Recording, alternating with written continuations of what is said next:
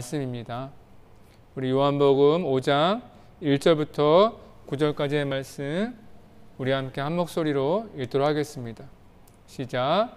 그 후에 유대인의 명절이 되어 예수께서 예루살렘에 올라가시니라.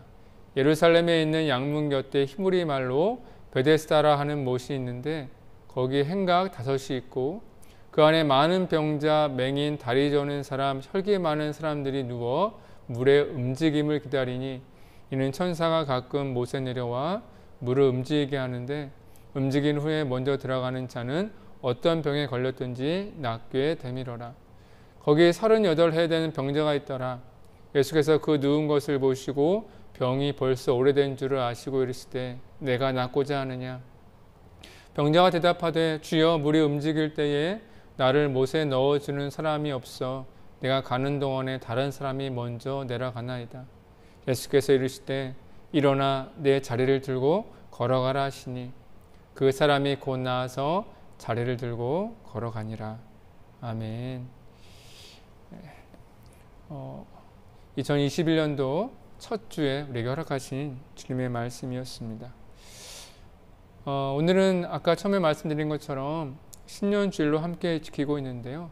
비록 코로나19로 함께 예배드리지 못하지만 우리 새해의 시작을 함께 예배로 시작하는 것이 우리에게 얼마나 큰 축복인지를 다시 한번 생각하게 되는 것 같고, 오늘 함께하는 모든 자리마다 주님의 은혜와 축복이 가득하기를 주의 이름으로 축복합니다. 1939년에 있었던 일입니다. 미국의 버클리 대학 대학원생이었던 조지 단치히는 어느 날 통계학 수업 시간에 좀 늦게 들어가게 되었습니다. 들어가 보니까 칠판에 2개의 문제가 적혀져 있는 거예요. 이 조지는 그것이 교수가 낸 이제 과제인 줄 알고 그것을 노트에 적어 집으로 가져왔습니다. 그리고 집에서 그 노트에 적어 놓았던 이 문제를 푸는 거예요. 근데 문제가 평소보다는 좀 어렵긴 하더라고요. 근데 단치인은 포기하지 않고 그 문제를 다 푼 후에 담당 교수였던 저지 데이먼 교수에게 제출을 했습니다. 근데 며칠이 지났어요. 며칠이 지난 후에 이 데이먼 교수가 아주 흥분한 모습으로 이 조지의 집으로 달려와서 문을 두드리는 겁니다. 그래서 이 조지 단치인은 아마도 과제를 늦게 제출했기 때문에 어떤 문제가 생겼나 보다 라고 생각하면서 걱정하며 문을 열어주었는데, 이 담당 교수는 굉장히 흥분한 모습으로 이 조지에게 달려와 네가 어떻게 풀었어? 세상에 이런 일이 어떻게 있어? 이런 식으로 대단히 흥분하면서 이 조지를 맞이하는 거예요. 내용이 어떤 거였냐면, 사실은 그날 지각해서 들어왔던 날 칠판에 적어두었던 그 문제는요, 사실상 지금까지 아무도 풀지 못한 아주 어려운 문제, 그 난제였다라는 거예요. 근데 이 조지가 그것을 풀어서 과제로 제출했으니 얼마나 놀라운 일입니까? 그렇다면 조지는, 우리는 이 문제를 어떻게 풀었는지를 함께 오늘 나눠보면 좋을 것 같아요. 1차적으로는 조지가 굉장히 똑똑하고 성실한 학생이었기 때문에 가능했겠죠. 과제를 성실히 풀었으니까요. 그런데 이것보다 더 중요한 이유가 있습니다. 이 조지 단치가 나중에 인터뷰하기를, 만약에 처음부터 이 2 문제가 아무도 풀지 못한 문제라는 것을 알았다면 나는 그 문제를 풀지 못했을 것입니다. 아니, 그것을 풀 시도조차 하지 못했을 것입니다 라고 말을 했어요. 그 조지가 이 어려운 문제를 풀 수 있었던 가장 중요한 이유는 이 2 문제가 아무도 풀지 못한 난제라는 사실을 몰랐기 때문이라는 겁니다. 저는 이 이야기를 읽으면서 믿음에 대해서 생각해 보았습니다. 여러분, 우리가 믿는 하나님은 무엇이든지 다 할 수 있는 분이시지요. 마가복음 19장 26절에서 지금 이렇게 말씀하셨어요. 예수께서 그들을 보시며 이르시되 사람은 할 수 없으나 하나님으로서는 다 할 수 있느니라. 그런데 예수님께서 말씀하신 하나님은 다 할 수 있다라는 것은 어디까지를 말씀하시는 걸까요? 고민할 필요도 없지 않겠습니까? 세상을 창조하신 하나님께서는 세상 가운데 못하실 것이 무엇이 있겠어요?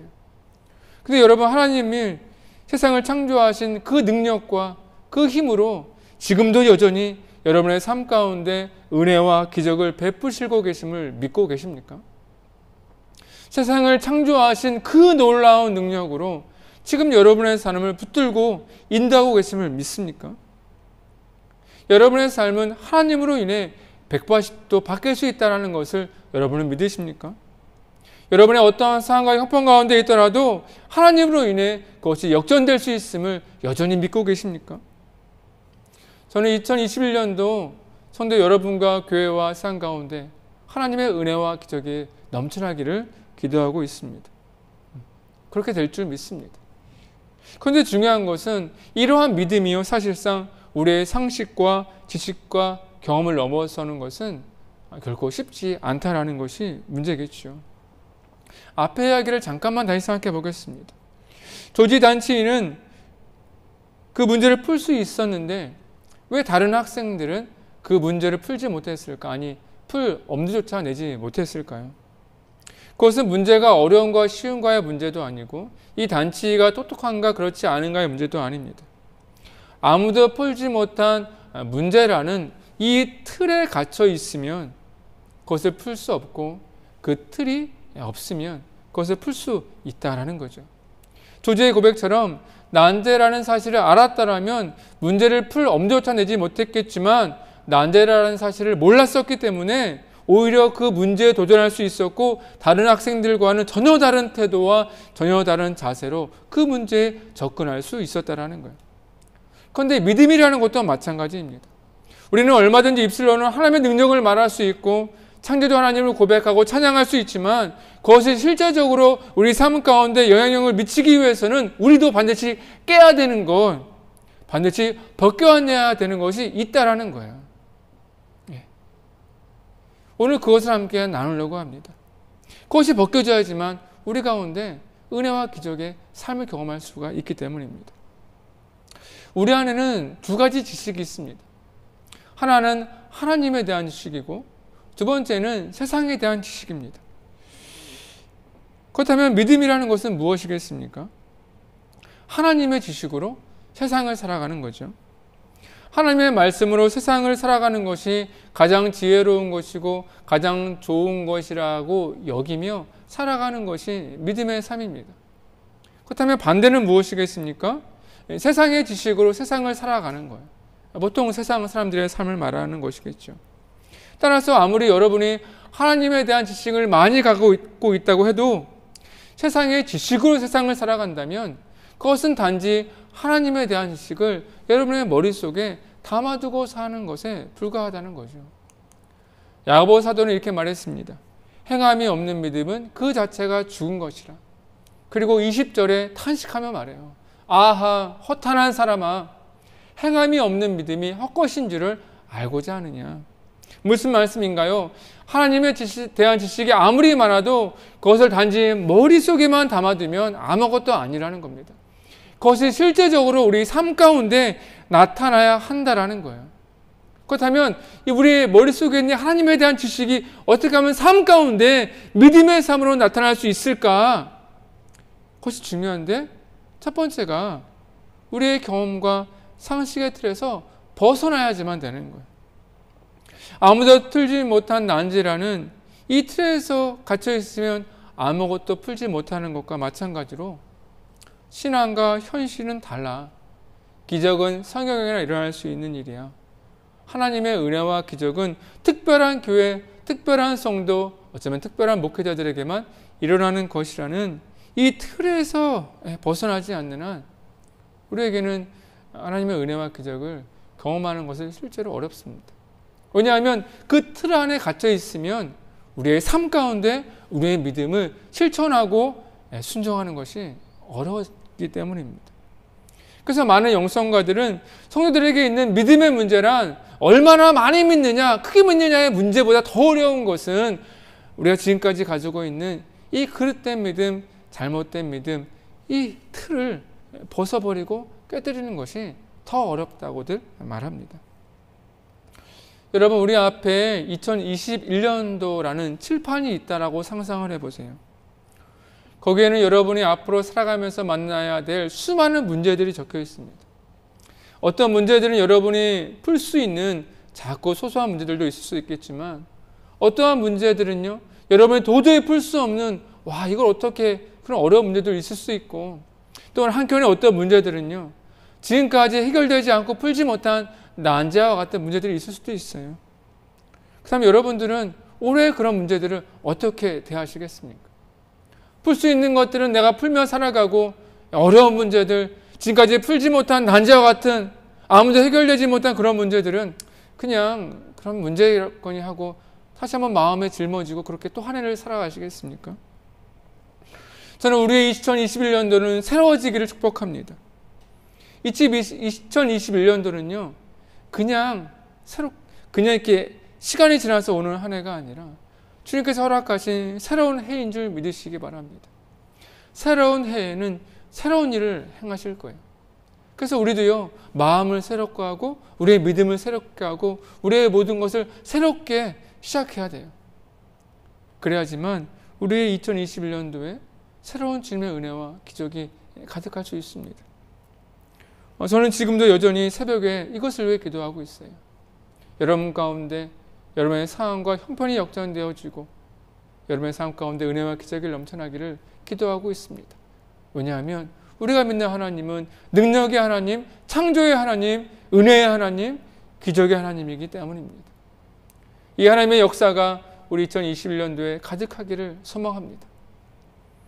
그러기 위해서는 먼저 우리가 오늘 본문을 통해 먼저 깨야 할 것이 있어요. 벗어버려야 할 것이 있습니다. 베데스다 연못에 38년 된 병자가 있었습니다. 38년이라는 시간은 굉장히 긴 시간이에요. 38년 동안 질병을 앓고 있었다는 것은 한마디로 불치병 아니겠습니까? 뭐 예전에도 그렇지만 지금도 38년 동안 못 고친 병이라면 그 누구도 불치병이라는 것을 부정할 수는 없을 것 같아요. 근데 놀라운 사실은 그럼에도 불구하고 이 병자가 이 병이 낫기를 소망하며 베데스다 연못의 한켠에 자리를 펴고 있다라는 사실이에요. 이것만 해도 이 병자는 얼마나 대단한 사람입니까? 이미 그는요, 이 편견이라는 것을 깨버린 거죠. 근데 여러분들, 제가 앞에 말씀드렸는데 지식과 상식과 경험이라는 틀을 깨는 것도 중요하다고 말씀드렸는데 오늘 본문에 보니까 그것보다 더 중요한 것이 있어요. 그것이 무엇인지 말씀드려 보겠습니다. 이 베데스다 연못에 이 38년 된 병자가 자리를 펴고 있는 이유는 그에게 기적이 일어나기를 소망하는 거예요. 근데 어떤 기적이냐면 그것이 3장과 4절 말씀에 있습니다. 물이 움직이기를 기다리니 이는 천사가 가끔 못에 내려와 물을 움직이게 하는데 움직인 후에 먼저 들어가는 자는 어떤 병에 걸렸든지 낫게 되미로라. 이 병자가 마음에 품은 소망이 있습니다. 기다리는 간절한 기적이 있어요. 그것은 누군가가 물이 움직일 때 누군가가 그 물에 가장 먼저 넣어주면 몸이 치유된다라는 이 놀라운 전설입니다. 근데 이 부분을 나누기 전에 먼저 두 가지를 좀 소개해드리고 싶어요. 마음속에 담아두셔야 됩니다. 첫 번째는 지금 이 이야기의 시간대가 유대인의 절기라는 사실이에요. 유대인의 모든 남성은 반드시 성전에 올라가 예배를 해야 되는 세 개의 큰 절가 있습니다. 바로 유월절과七절과 초막절이죠. 오늘 본문에는 어떤 절기인지를 밝히고 있지는 않지만 유대인의 절기이고 많은 사람이 예루살렘 성전으로 올라가는 것을 보니 우리 분명히 유월절이나七절이나 초막절 중에 하나라는 것을 알 수 있습니다. 그러니까 지금 예루살렘에 수많은 사람들이 모여들고 있는데 그들은 무엇을 위해 모이고 있는 거죠? 바로 하나님을 예배하기 위해서입니다. 그리고 그 예배를 통해 하나님께서 부어주시는 은혜와 기적들을 내 삶 가운데 그리고 나의 가정과 마을과 나라 가운데 부어지기를 기대하면서 지금 많은 사람들이 예루살렘으로 향해 가고 있다는 것을 기억해 두셔야 돼요. 두 번째는 지금 이 이야기의 장소가 베데스다 연못이라는 겁니다. 1888년도에 베데스다에 대한 연못에 대한 발굴이 있었는데 당시에 많은 것이 밝혀졌는데 오늘 본문과 연결되는 것 두 가지만 소개해 드리겠습니다. 하나는 성경에는 연못으로 번역되어 있지만 베데스다는 연못보다는 물 저장고에 가깝습니다. 그러니까 예루살렘 성 안에는요 강이나 샘이 없기 때문에 물 부족이 늘 심한 편입니다. 근데 평소에는 그렇다고 쳐도 이 절기 때에는 많은 희생제사를 드려야 하기 때문에 물이 정말 많이 필요합니다. 왜냐하면 제사를 드리러 가는 많은 사람들이 몸을 정결하게 씻어야 하고 또한 제물도 씻어야 하고 또 희생 제사를 드리면서 각을 뜰 때 흐르는 피와 또 동물들의 이 배설물들을 다 씻어내야 되기 때문이죠. 그래서 많은 물이 필요해요. 게다가 절기가 뭐 한 번만 있는 것이 아니라 3번의 큰 절기가 있고 또한 많은 절기들이 이어지고 있고 또 매일매일 드리는 수시로 드리는 제사도 있기 때문에 이 예루살렘 성 주변에는 날마다 많은 물이 필요한 거예요. 그래서 베데스다 연못은 성전에 쓸 물을 보관해 두는 물 저장고입니다. 사진을 보시면 위에 있는 것이 발굴된 베데스다고 아래에 있는 것이 복원되어 있는데 이 많은 물을 저장하는 것이기 때문에 여러분이 생각하는 것보다 이 규모가 엄청 큽니다. 그러니까 원래는 하나가 아니라 복원된 것처럼 2개의 저장고가 붙어 있는 거고요. 둘을 합치면 이 길이가 120m, 폭이 60m, 이 깊이는 깊은 곳은 20m까지 됩니다. 그러니까 어마어마한 크기예요. 그러니까 우리가 생각할 때 이 축구장 있지 않습니까? 정식 축구장보다 조금 작다고 생각하시면 돼요. 그러니까 크기가 어마어마한 거예요. 그러니까 풀이 있고 뭐 물고기가 있고 개구리가 있는 그런 연못이 아니라 굉장히 큰 물 저장 탱크라고 보시면 됩니다. 그런데 이 발굴 과정에서 뜻밖의 것이 하나가 발견이 돼요. 그것이 뭐냐면 로마의 치유의 신인 에스클리피우스의 이 신상의 조각들이 발견된 겁니다. 당연히 유대인은요, 신상을 만들지 말라는 율법이 있기 때문에 유대인이 만들어 놓은 것은 아니고 로마 제국이 만들어 놓은 것입니다. 근데 언제 만들어졌는지는 알 수 없지만 예수님 당시의 유대 문헌에 보면 베데스다는 로마 신을 위한 장소였다라는 그리기가 있기 때문에 이것은 로마에서 세운 신상이라고 가름할 수 있는 거죠. 그래서 베데스다 연못의 다른 기능을 살펴볼 수 있는 거예요. 고민할 수 있는 거예요. 근데 로마 제국 내의 다른 곳을 살펴보니 베데스다처럼 못이 있고 물가가 있고 에스클리피우스의 신상이 있는 곳은 병원으로 많이 사용되었기 때문에 학자들이 추정하기를 유대인의 편에서 보면 베데스다는 성전의 제사를 위한 거룩한 물이 보관되어 있는 곳이지만 로마인의 편에서 보면 베데스다는 에스클리피우스 신상을 세워놓은 병원이라는 거죠. 그래서 발굴 현장에서는 병원의 흔적들도 많이 발견되는 거고요. 오늘 본문처럼 많은 병자들이 이곳에 머물러 있는 거죠. 그래서 성경학자들은요, 아까 앞에 읽었던 3절과 4절 말씀이 보통은 하나님께서 보내신 천사에 대한 전설의 이야기를 해석할 수 있지만 그것이 아니라 로마 신인 에스클리피우스에 대한 전설이라고 해석하는 학자들도 굉장히 많이 있습니다.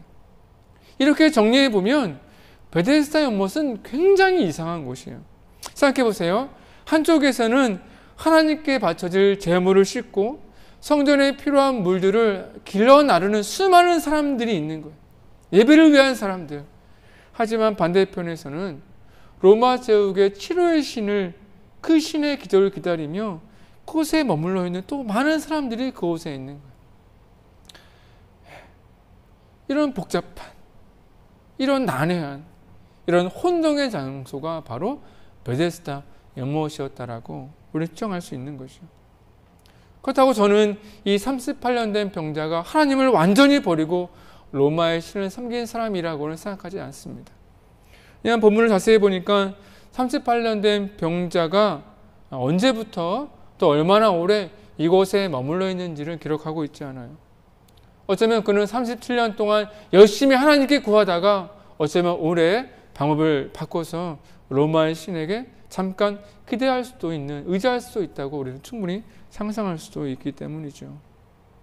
근데 저는 이 38년 된 병자의 모습을 보면서 이것이 신앙과 현실 사이에 갈등하고 힘들어하고 있는 우리의 모습은 아닌가, 그 모습이 떠올랐습니다.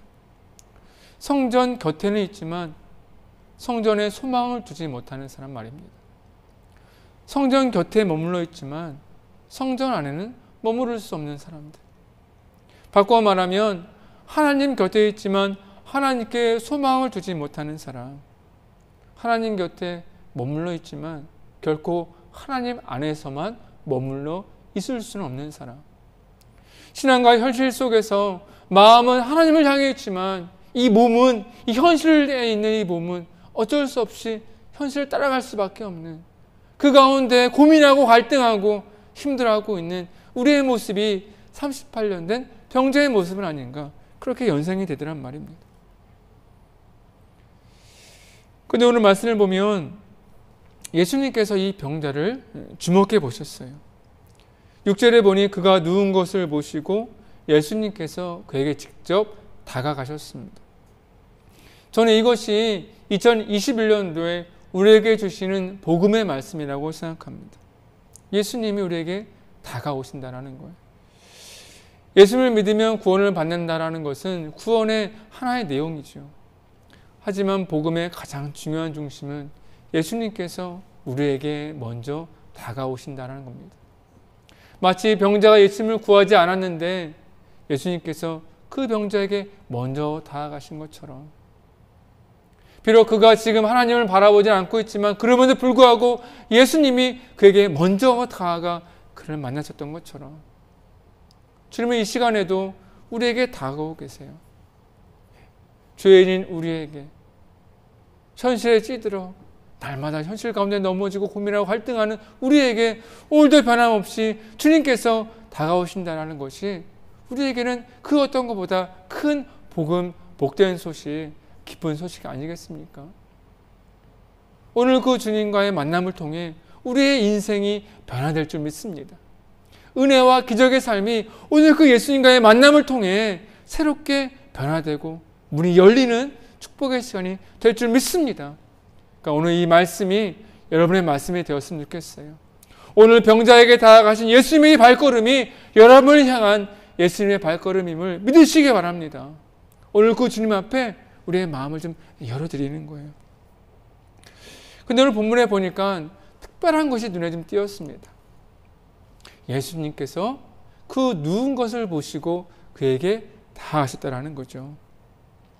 이것이 왜 특별하게 느껴졌냐면요, 만약에 병자가 힘들어하는 것을 보시고 병자가 아파하는 것임을 보시고 라고 말씀이 적혀 있다면, 아하, 예수님이 이 병자의 아픔을 아시는구나, 질병을 해결해 주기를 원하시는구나 라고 이해할 수 있죠. 그런데 그 누운 것을 보시고 라고 말씀하게 되니까 저에게 이렇게 들리는 거예요. 예수님께서 그의 불편한 몸을 보시고, 예수님께서 그의 어려운 형편과 사정을 보시고 라는 말씀으로 들리는 거예요. 그 예수님은 오늘 이 병자의 질병만을 보고 오시는 것이 아니란 말입니다. 이 병자가 어디에 누워있는지, 어떻게 누워있는지, 왜 누워있는지 그 모든 형편과 사정을 다 아시고 오고 계시다라는 거죠. 그리고 예수님께서는 이 환자에게 와서, 이 병자에게 와서 단을 말씀을 다 안 하시고 내가 낫고자 하느냐, 이 한마디만 던지세요. 저는 또한 이 말씀이 마치 나는 네가 지난 38년 동안 네가 걸었던 모든 것을 다 알고 있어요. 나는 네가 38년 동안 찾고 헤매던 바로 그 답이 바로 나야 라고 말씀하시는 것 같아요. 여러분, 우리에게도 마찬가지인 것 같습니다.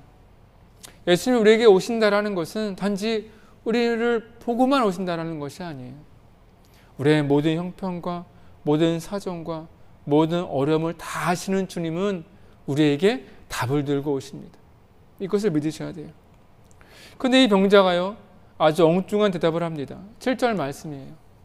병자가 대답하되 주여, 물이 움직일 때에 나를 못에 넣어주는 사람이 없어 내가 가는 동안에 다른 사람이 먼저 내려가나이다. 병자는 내가 낫길 원합니다라고 대답을 하지 못해요. 대신 물이 움직일 때에 아무도 나를 옮겨주는 사람이 없어서 내가 낫지 못하고 나보다 많은 사람들이 먼저 달려가기 때문에 낫지 못한다라고 대답하고 있어요. 저는 마치 병자의 말이 앞에 나눴던 것처럼 이 문제는 아무도 풀지 못하는 난제라는 그 단어로 들려요. 비록 나는 지금 베데스다 연못에 나와서 앉아있긴 하지만 나는 결코 스스로 이 문제를 해결할 수 없습니다. 나는 질병이 치유될 수 없습니다. 왜냐하면 그렇게 말하는 것처럼 들려요.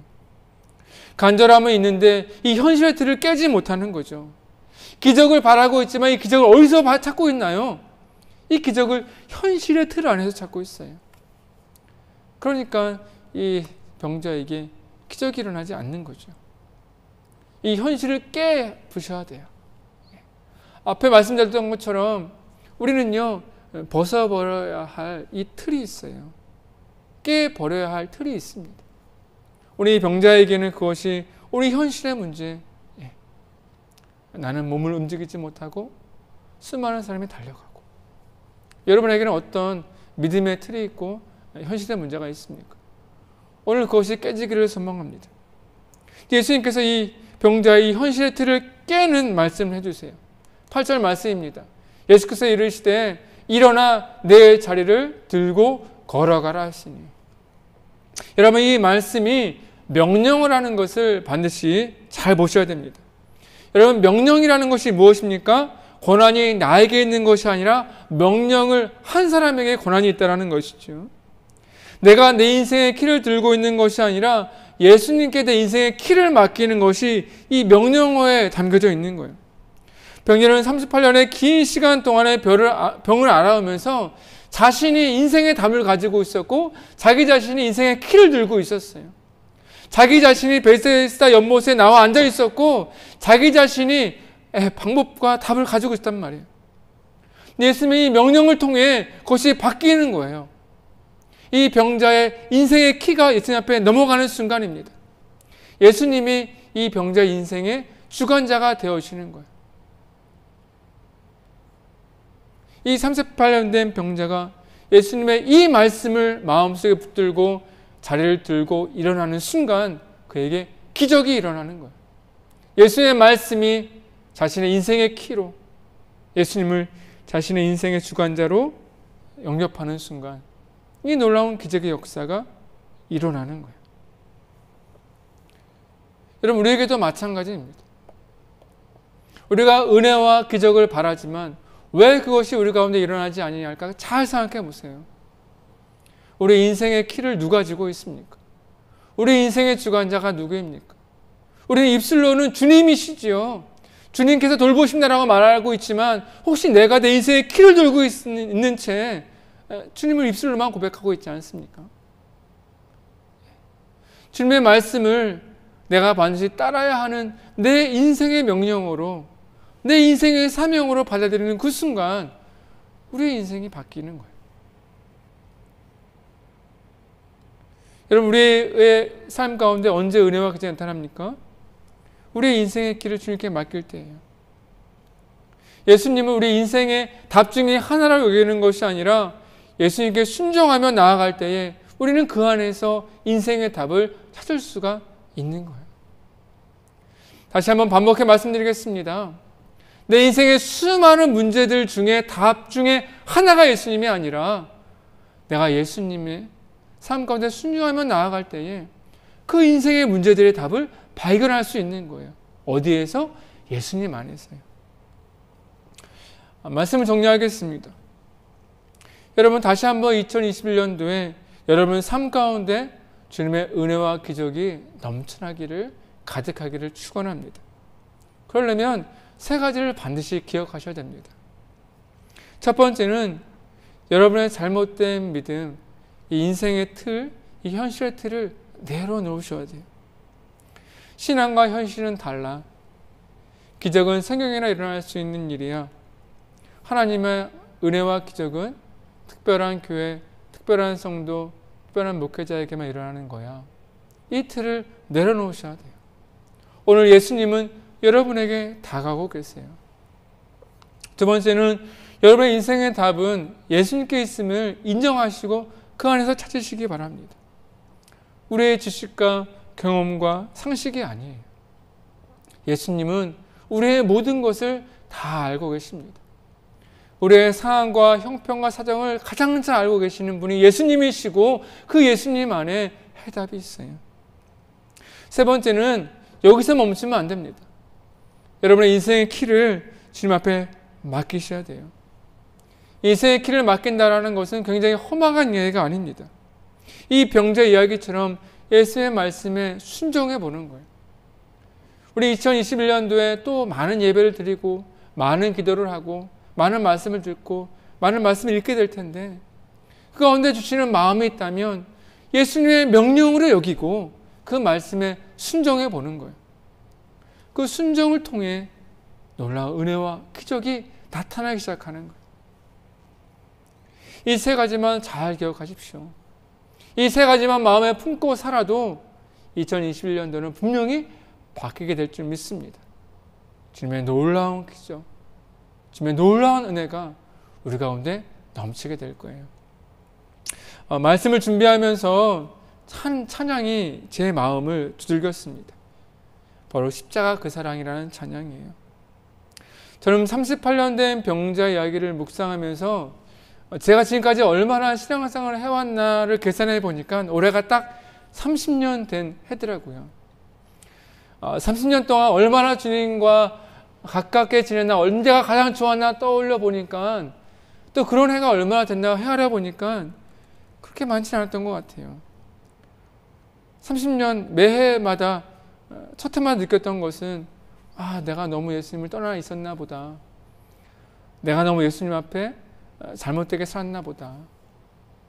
근데 그때마다 주님께서는 언제나 나에게 주시는 말씀이 새 것이 되었다라고 말씀하세요. 이전 것은 기억하지 않을 테니까 새롭게 시작하라고 말씀하세요. 올해도 2021년도를 준비하면서 기도하면서 말씀을 준비하는데 동일한 마음을 주세요. 이전 것을 생각하지 않을 테니까 새롭게 시작하려. 지금까지 가지고 있었던 거 다 내려놓고 새롭게 시작하려. 그럼 내가 너에게 새로운 은혜와 새로운 기적을 허락해 줄게. 여러분, 오늘 이 주님의 마음과 이 말씀이 여러분에게 동일하게 적용될 줄 믿으시기 바랍니다. 그래서 오늘 이 찬양을 함께 고백했으면 좋겠어요. 이 찬양 고백하면서 오늘 말씀을 정리해 보도록 하겠습니다. 우리 가사를 생각하시면서 우리 함께 찬양합시다. 멀리 떠나서 무너진 나의 삶 속에 잊혀진 그네 돌 같은 내 마음 어루만치사 다시 일으켜 세우신 주를 우리 주님 앞에 고백합시다. 주 나를 보호하시고 나를 붙드시리 나는 보배롭고 정의한 주님의 자녀라. 아멘. 주 나를 보호하시고 날 붙드시리 나는 보배롭고 정귀한 주의 아멘. 지나간 일들은 기억하지 않고 이전에 행한 모든 일 이것이 주님의 말씀인 줄 믿습니다. 아멘. 사막의 강물과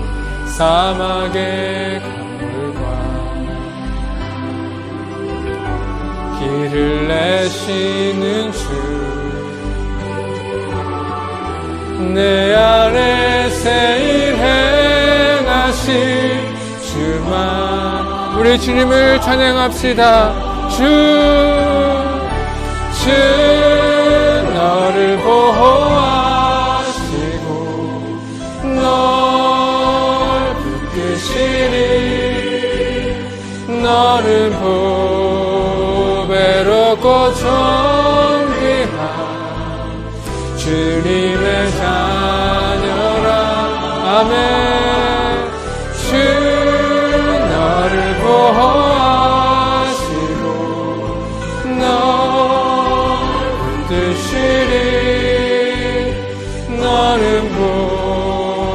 외롭고 존귀한 주. 아멘. 주 너를 보호하시고 널 붙드시리. 너는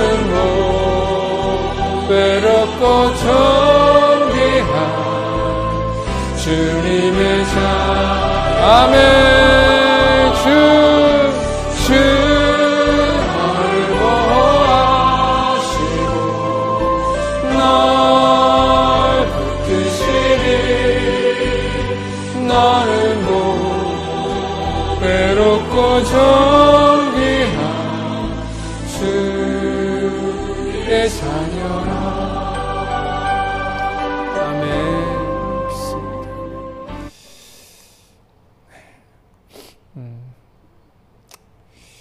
여러분, 2021년도 새로운 한 해가 시작되었습니다. 세상은 새해가 시작되어도 사실은 변화된 게 별로 없는 것 같아요. 코로나19의 어려움도 계속 이어지고 있고, 경제의 어려움이나 아니면 정치의 어려움들 계속 이어지고 있는 것 같아요.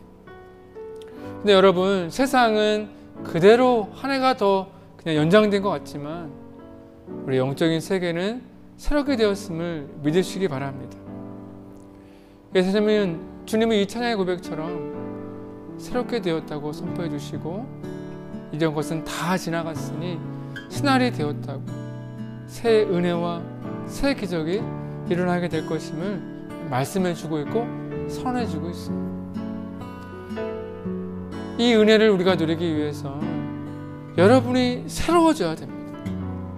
여러분은 그대로인데 주님께 새로움을 원하는 것은 옳지 않은 것 같아요. 오늘 38년 된 병자는 어쩌면 그냥 이전과는 새롭지 않은 또 다른 어려움의 한 해를 그냥 이어가고 있었을지도 모릅니다.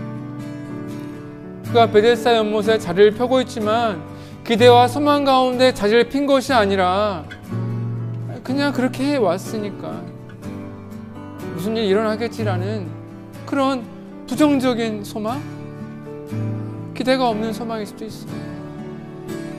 하지만 예수님은 그에게 다가오셨고 그에게 새로움을 말씀해 주셨어요. 내 자리를 들고 일어나 걸어가라. 그가 만약에 자리를 들고 일어나지 않았다면 그에게는 올해는 그냥 변함없는 한 해가 되었을 거고 38년이 그냥 39년 한 해가 더 카운터 되었을 것에 불과했을 겁니다. 우리에게도 마찬가지입니다. 오늘 주께서 우리에게 동일하게 말씀하세요. 내 자리를 들고 일어나 걸어가라.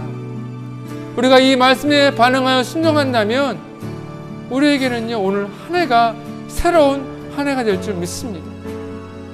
이 은혜가 우리 가운데 부어지길 소망합니다. 자, 기도하겠습니다. 하나님, 올 2021년도는 우리 안에 새로운 한 해가 되게 하여 주시옵소서. 주의 말씀대로 이전에 가졌던 모든 것을 다 내려놓고 자리를 들고 일어나 걸어가겠사오니, 말씀대로 살아가겠사오니 우리 가운데 주의 은혜와 기적을 허락하여 주시옵소서. 이전과 같은 한 해가 아니라 완전히 새로운 주님과 함께하는 한 해가 될 수 있도록 주여 인도하여 주시옵소서. 이 은혜가 우리 가운데 있기를, 우리 성도들의 가정과 교회와 이 나라 가운데 있기를 간절히 소망합니다. 그러니 주님 응답하여 주시옵소서. 또한 주님, 믿음을 담아 예물을 드렸습니다. 이 예물 가운데 주님께서 함께 하셔서 주의 말씀과 믿음으로 예물 드렸사오니 주의 놀라운 축복과 은혜로 더하여 주시옵소서. 축도로 예배를 마치도록 하겠습니다. 2021년도를 시작하며 이전에 가졌던 모든 것을 다 내려놓고 주님 안에 새롭게 나아가기로 결단하는 우리 사랑하는 성도들, 그 가정과 교회 위에 성부 하나님의 놀라운 사랑과 성자 예수님의 함께하는 그 동행하심과 성령 하나님의 돌보심과 그 능력이 지금부터 영까지 함께 하시기를 간절히 축원하옵나이다.